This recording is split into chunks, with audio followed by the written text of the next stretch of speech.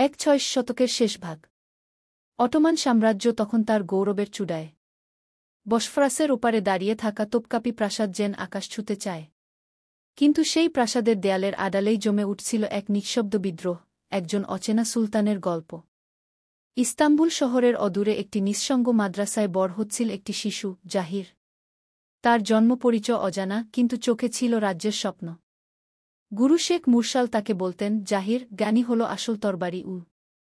বছর গড়াল। জাহির বড় হল, শিখল ইতিহাস, গণিত, যুদ্ধকৌশল ও কূটনীতি। একদিন শেখ মুরসাল তাকে একটি সিন্দুক দিলেন। খুলতেই বের হল পুরনো এক চিঠি, যেখানে লেখা ছিল, তুমি অটোমান সুলতান মুরাদের গোপন উত্তরাধিকারী। তোমার রক্তেই আছে রাজ্য পরিচালনার অধিকার। জাহিরের জীবন পাল্টে গেল। রাজধানীতে ফিরে এল সে। ছদ্মবেশে প্রবেশ করল দরবারে, প্রথমে একজন দোভাষী, পরে একজন সেনাপতি। তার বুদ্ধিমত্তা আর সাহসে প্রভাবিত হলেন প্রবীণ ওজিরা।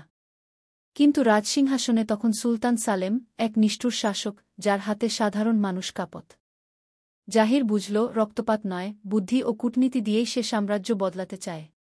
সে গোপনে একদল সৎ সেনা ও প্রজাদের একত্র করে গড়ে তোলে নতুন আলোক সংঘ, ও যারা স্বপ্ন দেখে ন্যায়ভিত্তিক অটোমান সাম্রাজ্যের।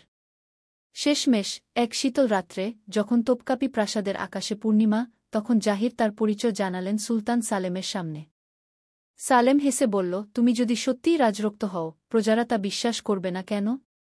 ঠিক তখনই দরবারে প্রবেশ করল শত শত প্রজার প্রতিনিধি, ওজিরা এবং সেনারা। তারা সবাই চিৎকার করে উঠল, জাহির আমাদের ছায়ার সুলতান।